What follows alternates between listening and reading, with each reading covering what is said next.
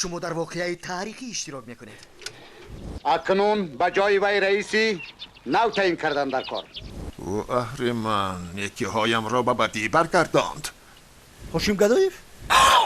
اصلا شو رحمت الله. شوخی ما در رایان مصلحت کرده با چون قرار آمدیم که عبیدالله رجب آدمی باسواد در استالین آباد خواندگی شود خوش. با مردم یگان چیز گفتن نمیخواهی؟ گپ زن رئیس. السلام علیکم بینندگان عزیز، تماشابینان محترم. اینک ما باز با شما واخوری داریم. امروز صحبت ما آید فیلم درد عشق می رود. نسبت فاشیستان استیلاگر. اینجا اجرا کنندگان که در فیلم یعنی اشتراک داشتند حضور دارند. پیش از آن من این کسا رو با شما معرفی میکنم. خواهش میکنم دوام دهید. یکی از هنرپیشه‌های خیلی جوان و بالایاقت، همانه که تجسمگری تقدیر نوی زنان کوهستان است اگر فهمید. هنرمندی دوست داشته مدینه محمودوه. خوش آمدید. زن دوست ایسان است. برای اجرای ابراز پروانه دختران زیاد دست به گریبان بودند. کاستینگ در کینوستودیا قریب که نتیجه نداد. مسئولین مجبور شدند پروانه رو از مکتب میانه جستجو نمایند. با این ترتیب نقش نصیب خواننده صنف هشتم مدینه محمودوه گردید. بیننده ها مشتاق دیدار شما هستند. میخوان مدینه ای که در واسه اشتراک داشتند در رول گلیزار که جوانکک بودند، اینقدر زیبا بودند، مردم سراسری بیننده های تاجیکستان عاشق شما بودند. میخوان ببینن که امروز با چی کارا بند است و فعالیت ایجادیشان در کدام سطح و چی فعالیت دارن. مردم میخواد دانه. گمان میکنم که در هفته صحبت حاضر به این موضوع باز برمیگردیم. استاد هنر که در پهلوی ما نشستند یکی از اساسگزاران تلویزیون تاجیکستان استاد قدرت شریپوف اشتراک دارند که در فیلم درد عشق رول خیلی عجایب بازی کردند. فقط همین کارا موندگی بود. پیری و خرتازی. یک موسیقی نورانی اینقدر عادی و اینقدر صمیمی و اینقدر مهربان که همه چیه تحمل میکند. یک سیمایی خیلی برجسته و زیبا آفریدن.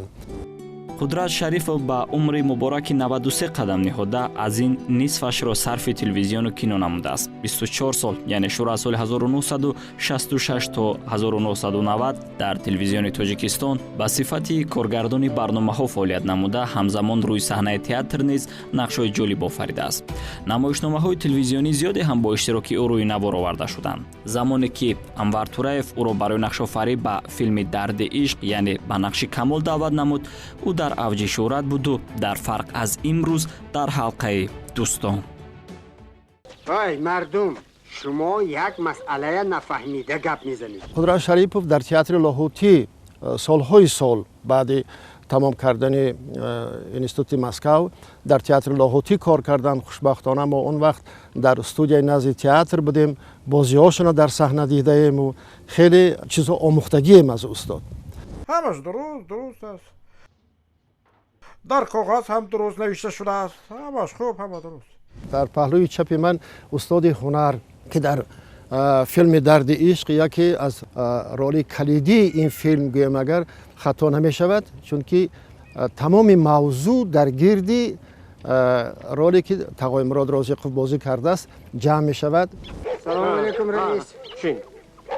رفیق کاتب سکه همان سمالیات ما چی شد؟ عبودین خدا الله اکبر. رحمت از نام مردم گلاب با عالمان انجینیران سلامی گرم و جوشان رسانید. رحمت اکا، رحمت. تمام دقت مردم، تمام هوش و گوش مردم که عاقبت این رئیس با چی می انجامیده باشد، استاد دانشگاه صنعتی به نام استاد میرزا ترسونزاده، پروفسور тағоимрод розиқов аз ҳама муҳимаш ки дӯсти банда. мо якҷо дар омӯзишгоҳи мусиқӣ таҳсил карда будем, баъд ин кас институти Москав рафтан, луначарский том кардан ва мо дар студияи театри назди театри лоҳутӣ хатм кардем. ҳар кас ба вай итоат накунад, ҳамоно ба ҷанг мефиристад. шояд ба истеъдоду нақшофарии Тағоимрод Розиқов дар ин филм дида бисёриҳо бовар накунанд ки нақши Мансур Ҳотамов ё худ раиси Ланг барои ҳунарманд он замон аввалин нақши асосӣ дар синемо буд. То ин филм ӯ танҳо барои иҷрои нақшҳои лаҳзавӣ даъват мешуд ки мисоли онҳо Авбош аз филми Бофандаҳо, Муҳофизи бой аз Субҳи нахустини ҷавонӣ, Босмаҷ дар филми Ҷурашикорчӣ аз Минархар ва Нозириро дар филми Дом барои шағолон. Яъне аз аввал ҳунарманд барои иҷрои нақшҳои манфӣ зиёдтар ҷалб мешуд ва шояд аз ҳамин сабаб ҳам Анвар Тураев дар ин филм аз ӯро барои симои раиси Ланг мувофиқ донист. бале, ба ҳамсояҳоам гӯй, бигзор ҳама донанд. вохӯрии онҳо як сол пеш аз наворбардорӣ дар дубляжи киностудияи Тоҷик филм сурат гирифт. муаллифи ин филмнома Кароматулло Мирзоев ҳаст, режиссёр Анвар Тураев. Ман Анвар Тураева хеле хуб мешиносам, медонам, қариб ки аксарияти филмҳошро тамошо кардам. вақте ки устод Анвар Тураев дар театри лоҳутӣ кор мекардан медонам, баъд дар чанд филмҳое ки дар Давженко, дар киностудияи Мосфилм чандта, дар кишварҳои хориҷа дар чанд филми дигар ролҳои хеле аҷиб бозӣ кардааст мешиносам. ва филмҳое ки дар Тоҷикистон гирифтанд, қариб аксарияти филмҳошона ман дидагиам, ҳам духтари сеюм ва ҳам дарди ишқ ва ғайраҳо.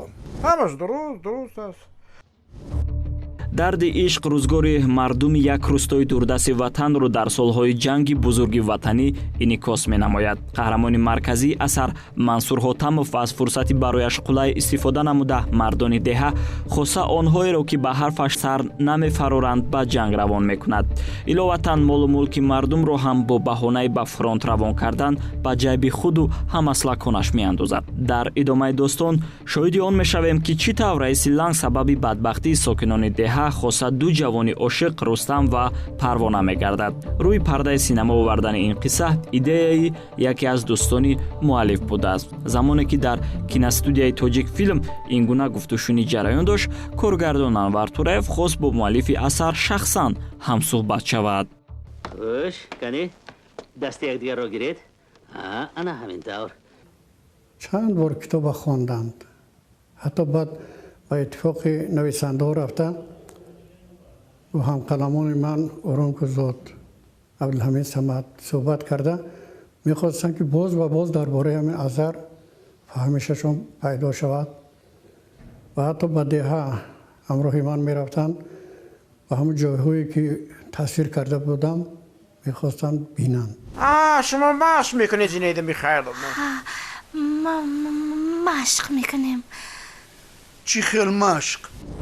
филмофарон аз аввал нақша доштанд ки филм бояд бо забони тоҷикӣ рӯи экран барояд, аммо филмнома аз ҷониби Юрий Харламов бо матни русӣ омода гардида буд. сабаби чунин ранг гирифтани кор бо чопи русӣ асар ошноӣ пайдо кардани Харламов будааст. аз ин рӯ ба муаллифи асар Кароматулло Мирзоев пешниҳод шуд ки дар такя бо ҳамин сценария онро ба таври худ рӯи коғаз биёрад. کن اینجا بیا.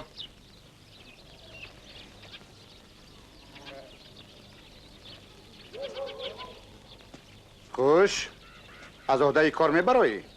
میبراید. از عهده کار میبراید. البته میتواند.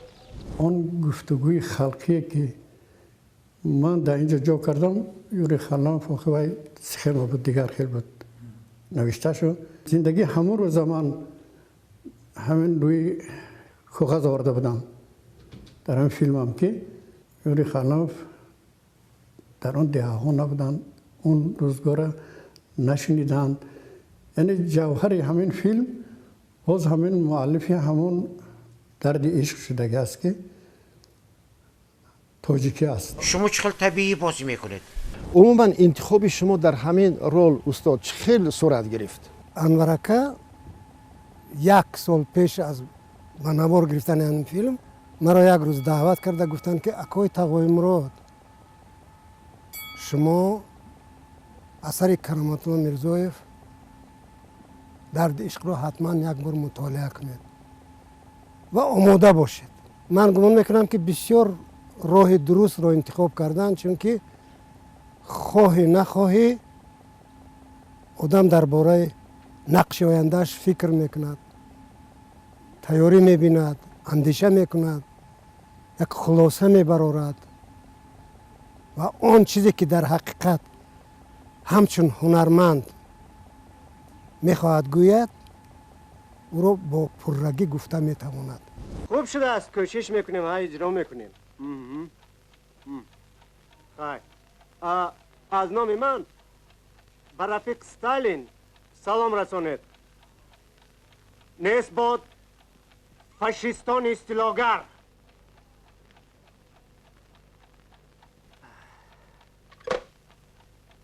شنیدی؟ در فرانت به اسکران آذوقه نمیرسیده است. انا نماینده از رایان آمد برای به فرانت گشت فرستادن. همه این به گردن من منصور حاتمов. من نمی بودم چیکار میکردید؟ از استاد انورکه بسیار منت دارستم که باوری کردن وقتی که کارگردان به هنرپیشه، به هنرمند، به اکتور باور میکند، اون اکتور 10 چند 100 چند کار میکند. برای چی؟ برای اون که باوری کارگردان رو، باوری همین رهبریت همین مثلا فیلم رو به دوش گیرد و کوشش کند که اونها از انتخاب کردهشان راضی باشند. این چی شرمندگی، این چی رسوایی. مردم انا بینید که بابای کمال چخیل مال دولت را پاسبانی میکند. دیده باز در این روزهای مصیبت که تمام خلق سویتی یک ریزه نان را از دهان بچه هایش کنده به فرانت میفرستد. خلق خودش گرسنه تشنه، لیکن غمی وطن غمی جنگاوران را میخورد. اما این بی وجدان باشد خلطه گندم را از خیرمن دزدیده به خانه‌اش میکشاند. دروغ مردم باور نکنید. دروغ، این تهمت. اینقدر یک رول بود که هر یک بیننده نسبت همین از همین صورت اول نفرت پیدا میکند. بله. و استعدادی بلند. بله، این خاص شما نیست. یعنی که همین خیلی خاص شما نیست. من تا درجه میدونم که آدما گمان میکنم که در کوچه هم اگر دیده باشن گفته هستن که انا رئیس منفور انا همین است. و ببینه با گالستوک بسته از گشته است. و ببینه هر رو در خاک. البته همین چیزایی اگر رو تام بهم نگفته باشن در دلشون گذراندن. بله جان، یک در ایستگاه ایستاده بودیم، یک مردک در پهلوی من خیر ماشین آمد، من مارشروتکا. بعد من هم خیلی شنیدم که این مردک چه گم شوی رئیس، من رئیس قطعی نمیرم. بعد من خودم خنده گرفتم، من بودم خیلی کن هر کس موافق فهمیش و ادراک و ویش عقلش ده کن خیلی کن. همین خیلی تصور کرده است و این مردک. باش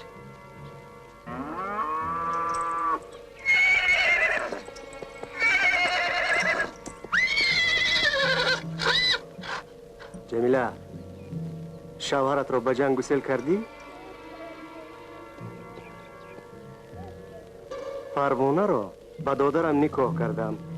پگاه توی میایی؟ بیا، من شب و روز وصال تو را آرزو میکنم. من تو را از نورسیت دوست میدارم. جمیله، به من به شوهر برازنی رئیس میشوی. ای بدبخت، من گمان کردم که تنها جسمی تو مسلوق است. معلوم می شود که تینتت هم کثیف بوده است. هر چی خواهی گفتن گیر. هر یک سخنی تو برای من شهد و شکر است. هر امری تو به من واجب برمانده. حیات پروانه را نسوزان. به دختره که بیگناه جبر نکن.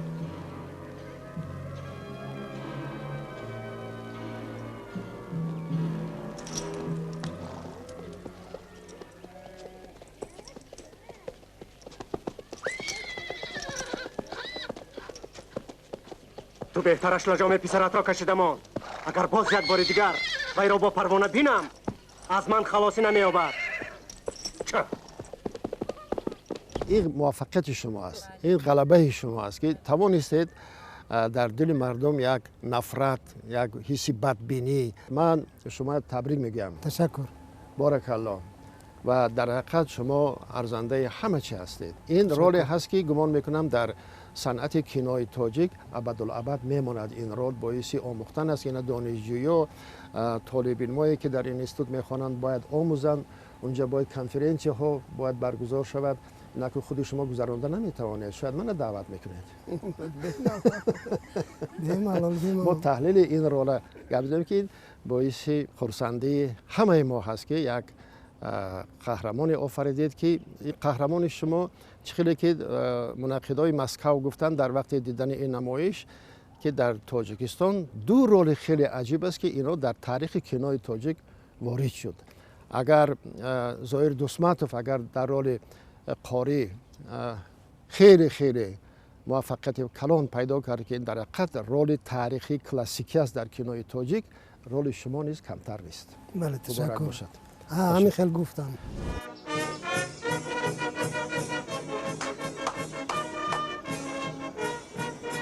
براو براو. دوربین رو از کجا گرفتی؟ از بازار با تود مایز عوض کردم.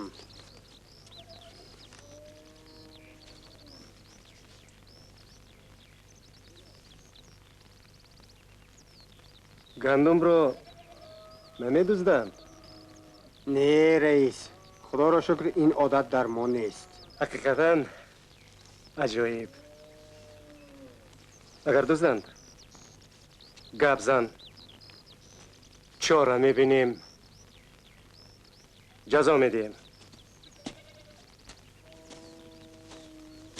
استاد قدرت شریپوف در این نمایش یک سفید یک پیر خرد بازی کردید. این تصادفی بود یا که استاد انور شما پیشکی آگاه کردن؟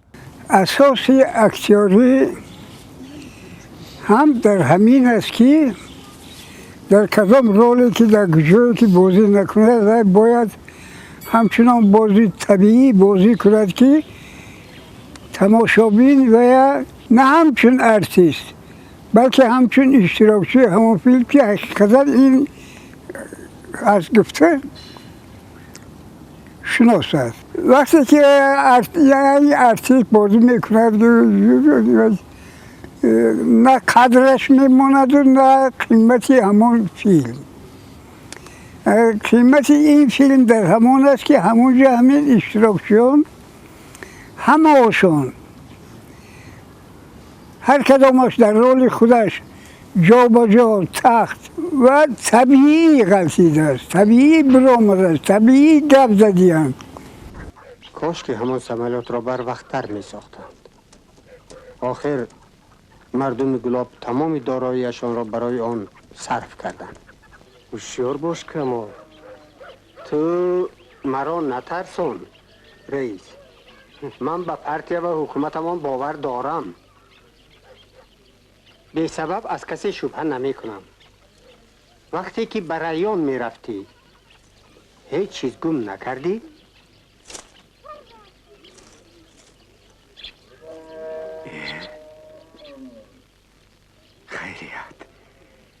خیریت گیاه شد.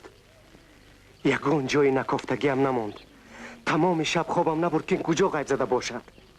قریب که دیوانه شده بودم. رحمت بابای کمال، هزار رحمت به شما، کاری خیر کردید. ایستید که اینها رو از کجا یافتید؟ از کنج دره وقتی که از شکار برمیگشتم. همراه اتان باز یگان کس بود؟ ها، دو کس بودیم. کی؟ منو دوربینم.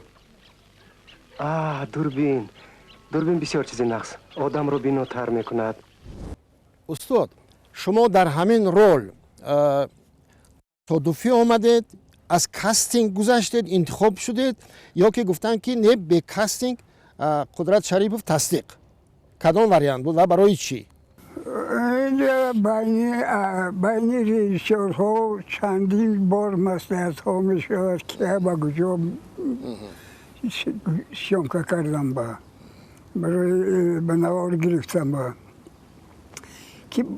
که قیمتی چیه دارد و چی کار کرده میتواند.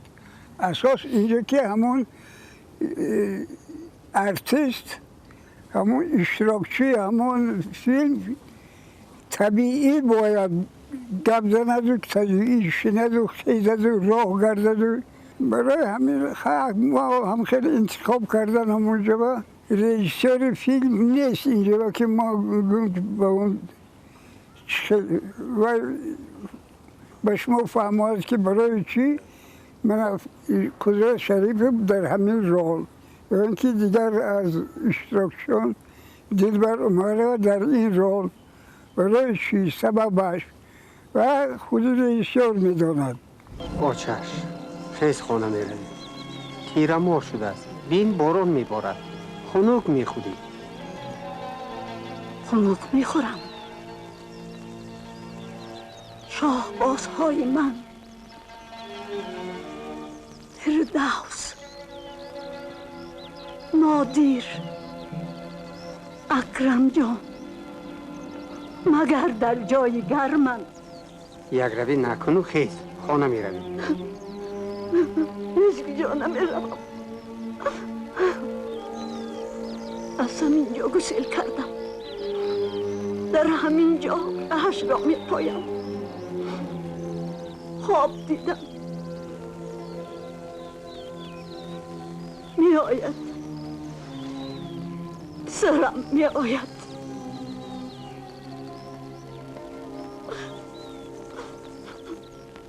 خیلی من همین رولی همون موسیقی برگری کلخوزه گفتن که همین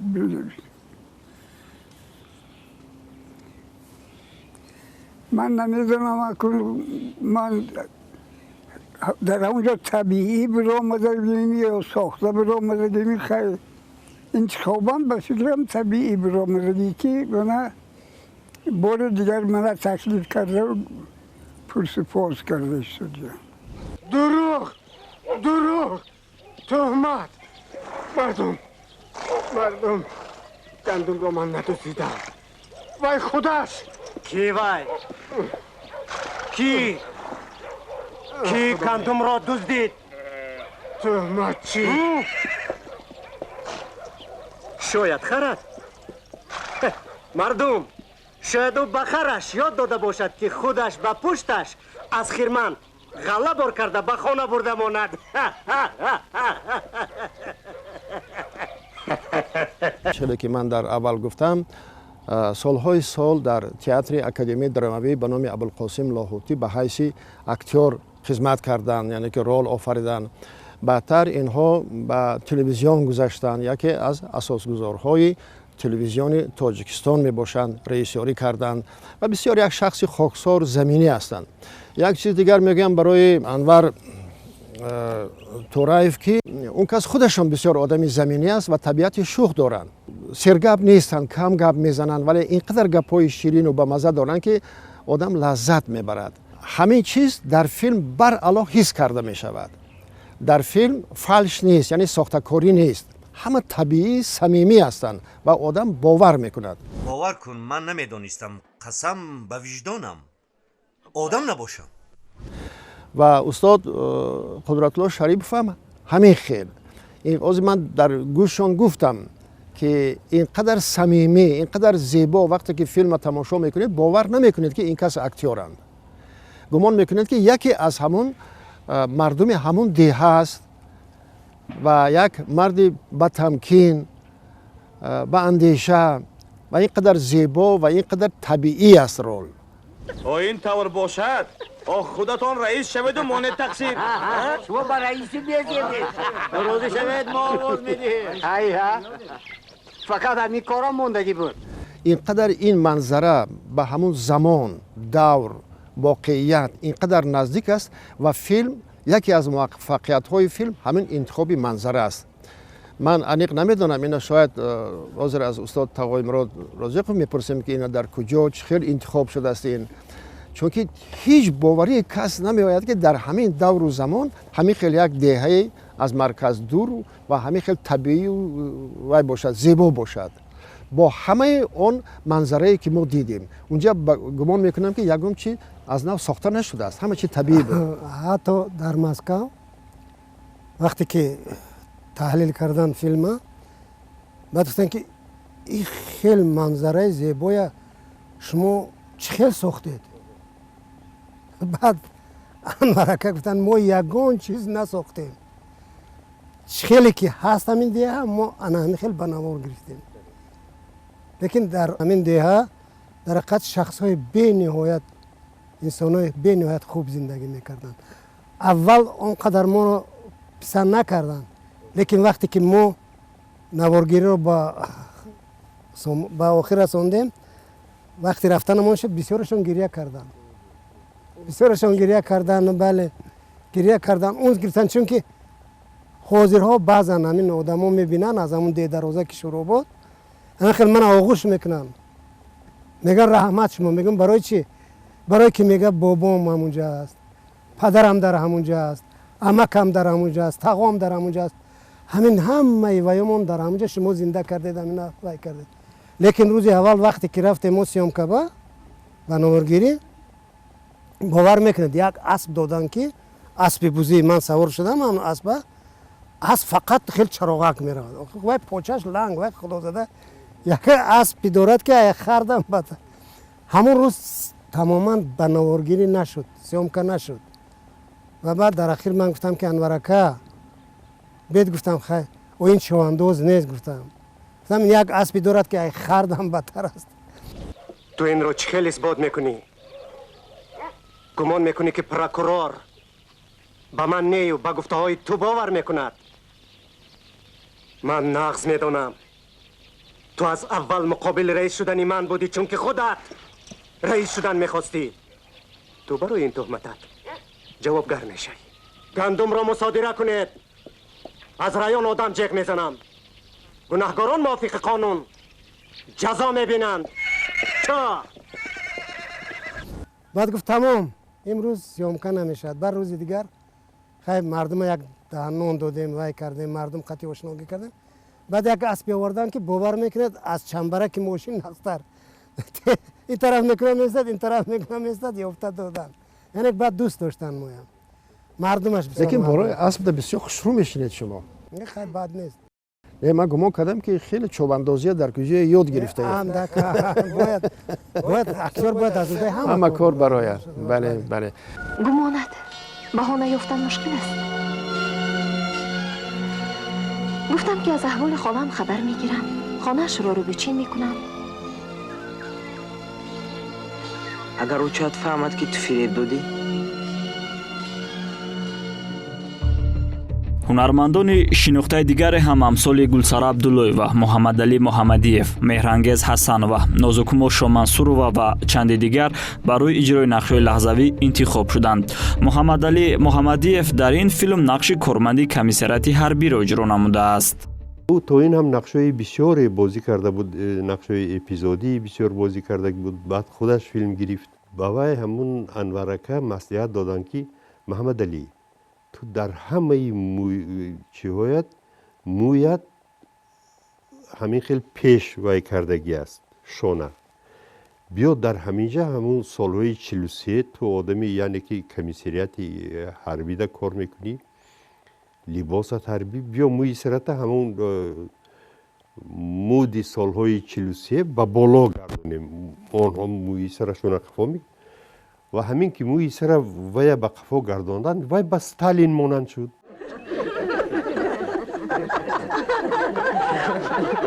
گپی حیات و مماتی وطن می رود و با شما خنده و شوخی.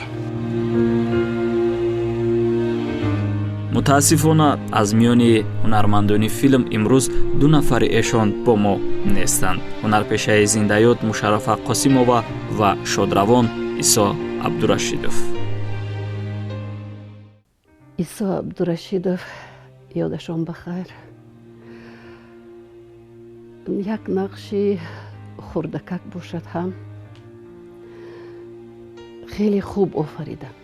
حکایه کنم یگان کس باور نمیکند. شما آماده بودید میدونستید این سیستم کینو یا طرز کینو نوارگری و من رول چی است و چه خیلی اینا ابراز چه خیلی می آفرن و نه یا که هم باشه خودی استاد انور تورایش وای کردن.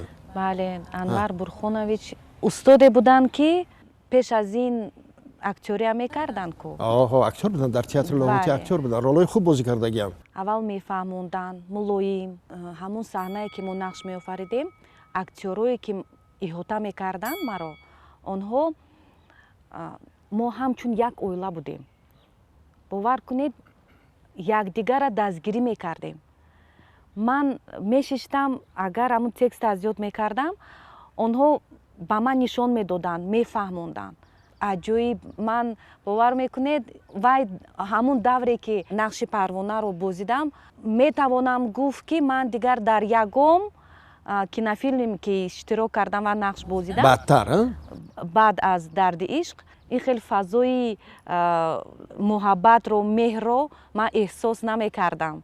همچون شاید از سبب اون باشد که من یکم بار نقش می آفریدم. شاید از سبب اون باشد که اون اکتورای بزرگ بودن آنها همشون می دیدن که من صنف 8 می خوندم مکتب خون خوردکک به من دشوار بود. همه این به من خیلی دشوار بود. شکر که به من نشان می دادن راهش را. اول خودشون نشان می دادن می فهموندن. چی گپ شد؟ از دادیم خط گرفتیم از بیمارخانه. و زنده موندنشون شکر به. عجبا خط رو خودشان ننوشتند. اگر زنده نمی بودم خط سیاه می اومد. از خط سیاه خدا نگاه دارد. خدا نگاه دارد. آچه هم گفتن که با مزار رو به شکرانه این دعا خون. تو با من می روی؟ البته. باز سری از آن منصوری لنگ آمد. چی گپش بوده است؟ ما به غمی خودمون گرفتار و وی توی میکنه میگوید من او رو میکشم. نخند. اگر باز قهری مرا اورد خونه اش رو میسوزانم. نمیدونستم که اونجا دوبل هست. اول یک دوبل بازی میکردیم با نوار میگرفتیم اگر که معقول نمیشد میگفتن دوبل второй третий 10 15 مثال ده لیکن از من دوبل یک دوبل دو باز بود. میگفتن تو میدونی همش خودت میدونی تو چی خیلی تو یگم جو نقش آفریدی نه من یکم بار اومدم. ذهن داشته بعد محیط ایجادی سالم بود البته. بله. خدایا خداوندا با زخم های داده جانم شفا بخش پروردگار همین شب قشلاقشان را در خواب بینند. محیط ایجادی بسیار مهم است. دلبر بسیار یاردم میکردن. مشرف آیتی بسیار یاردم میکردن. استادای صنعت هستند. استادای بزرگ داشتم. همه اینها استادای بسیار دانشمندند بسیار مهربان هستند. هم مشرف اپا که مادر صحنوی من هستند. انا دلبر بانو که ما همراه در تلویزیون چندی راه‌های بازی کردیم. گلسرخ هست. بعد خود نورالله هم بسیار وی کسب هنری استادی دارد و میتواند ادبیات طرز بیان و فکر و همیشه بسیار خوب میدانند. یعنی همه کسا کوشش میکردن که شما اونجا تنها نباشید. یعنی از همه جوانترین اکتور در اونجا شما بودید. بله من بودم دستگیری میکردن راه نشان میدادن.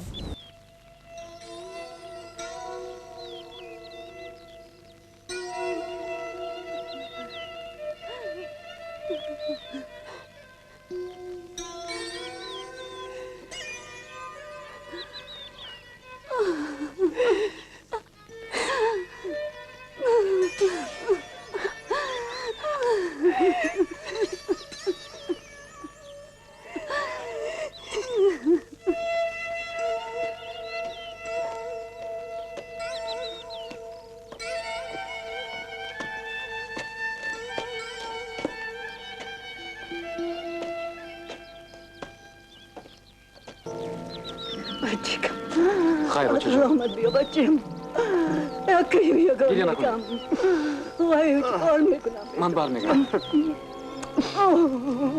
برمیگردم فدا وای میکنم بچه کم یکی یگانه که من چیکار میکنم آمین لا فتا الا علی لا فجر لا بسخار کربلا و هر ندایی پیش پایم رفت و پرورد ساعت رفت سلامت بیایم والله خیر الحاکمین. الله اکبر. اوچه جانش خودت را دست گیر. اوچه گریه نکن فایده نداره. اوچه کلین جان چیکار میکنی کلین جان؟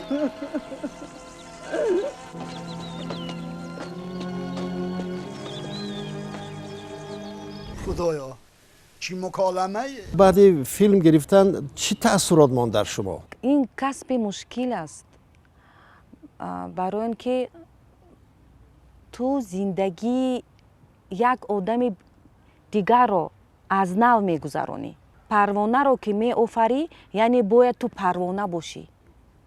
من همونجا میشیشتم انور برخانویچ میگفتن که در همون قشلاقی که ما نقش می آفریدیم گردید بینید شناس شوید با مردم. بله ما باید با آنها همکاری میکردیم. همونجا هم دیده میشود که در بسیار صحنه ها مردم همون قشلاق هم بود. اول جوانی که همراه شما بازی میکرد رستم کمالوف ها؟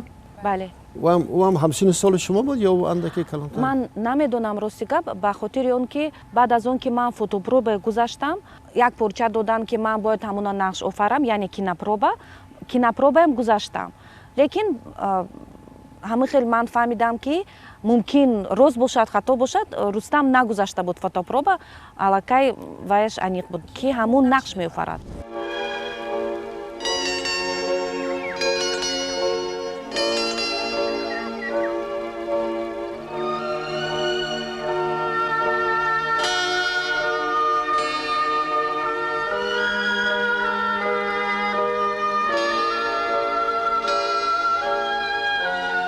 مادرک چی گفتی؟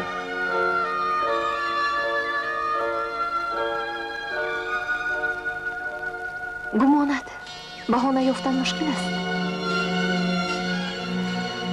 گفتم که از احوال خالم خبر میگیرم، خانه‌اش رو بچین میکنم. اگر او چاید فهمد که تو فریب دادی؟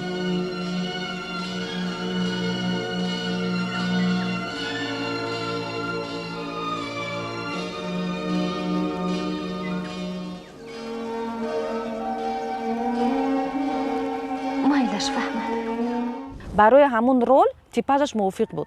بسیار همونجا زیبا آمده است. در حقیقت هر کس وقتی که شما از میدوید و خنده میکنید، مثلا من جوانی خودم میبینم، گمان میکنم که دیگران هم همون جوانی دوره که یک دوره پرواز است، یک دوره است که همه جهان در نظرتان سبز و خرم مینماید، همون حالت هم میبینند.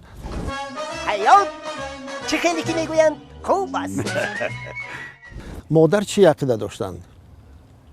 مادرم خرسند بودند، دستگیری میکردن همچون پدرم. دستگیری میکردن. شاید نه همه بیننده های عزیز دانند که مدینه بانو دختر شاعر خلقی جمهوری تاجیکستان حدیثه قربانووا هستند. سلامت باشید. رحمت. دوامش موافق نقشه؟ همه کار موافق نقشه. وقتی که اونها صحنه رو به نوار میگرفتن ما منتظر بودیم. من کتاب میگرفتم میخوندم یا همون صحنه که باید بعد از اون ما رو به نوار میگرفتن همون تکستم رو از یاد میکردم. من حیران میشدم که چه خیلی کامیرا نچلی میگفتن انور برخانویچ. این کس میدار اومدن نقش آفریدن. من حیران میشدم. من میگفتم عموما آدمی دیگر است. میفهمید؟ این همه خیلی به همتو نقش آفریدن، همه خیلی ولو نقش آفریدن همه سزاوار نمی شود. باور کنید. بعد می گفتن ستوب کامیرا، باز زمینی می شدن. بله خاکسار. من از شما عزیزان میپرسم خودش چی گپ؟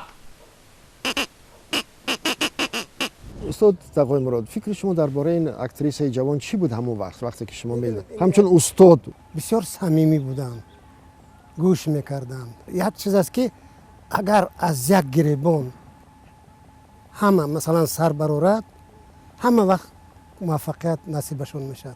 برای من این فیلم هم همه خیلی است همه از یک گریبان سر برآوردگی‌اند برام یاردم میکردن برای همین بسیار خوب یک نزاکتی داشتن که مدینه بانو اینا در دیگر جا من در دیگر دخترها ندیدم من کیم وقتی که در همین افغانستان بودم یک دخترچه که عجایب دیدم در همون کمی مانندی داشتن همون نازکی نفاست همین زیبایی همین دختر بسیار خوشرو وای کردن آفرین مدینه جان آفرین گلیزارت هم نغز است در واسه خوشرو است آفرین خانزن نوشد بود وقتی که با نوار گرفته بودن لباسی پیشینه بود لباس برای ما مخصوص آماده میکردن که با همون سال زمان موافق بیاید عجایبش همین بود که با همین لباسا در همین قشلاق ما وقتی که نقش آفریدیم تاریک شد باید در اتوبوس نشستن ما باید شهر بیاییم کلوب راه سیل میزند بعد من با چند کس میمونند میگویند که اولی همین راه اگر که کشوده شود نقش شود بعد ما شما میگیریم گفتند ما منتظر بودیم در همون خانه که در همونجا نوار گرفته بودند همونجا منتظر بودیم همین خیلی شب روز شد لیکن از پشت ما هیچ کس نآمد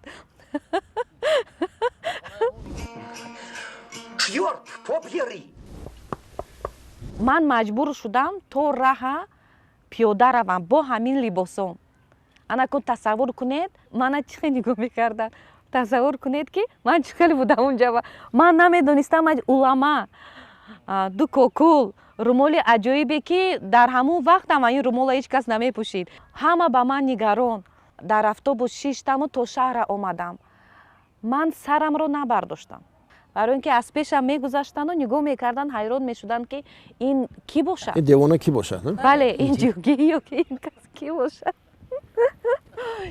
حالا میکنم حالا هیچ کار نکردم این کی باشد میگفتن همین یک بار سوال دادن من همین دیادم من آمدم و از آبی دیده چشمم سرخ بود من فکر کردم من از همه خردسال من فکر میکردم که مرا فراموش کردن که من یک خدا موندم تنها موندم مرا فراموش کردن من دیگر به هیچ کس در کار نی آبی دیده میکردم چه خیلی من گریه میکردم نکنم من چیکار کنم هیچ کار دم گیرید راست کنید خشتدو کنید لحظه که تکرار نمیشوند عجایب در این فیلمی که حاضر درباره‌اش ما گفتیم با نام درد عشق هنرمندای خیلی عجیبی تئاتر تاجیک اشتراک کردند یکی از هنرمندهای معروف جمهوری تاجیکستان هنرپیشه خلقی جمهوری تاجیکستان دلبر عمرова دلبر عمرова то дарди ишқ дар соҳаи синемо фаъолияти хуби корӣ дошт ва дар 18 филм нақшҳои гуногунро офарида буд. Духтараке ки шурӯъ аз ман бо духтаре вохӯрдам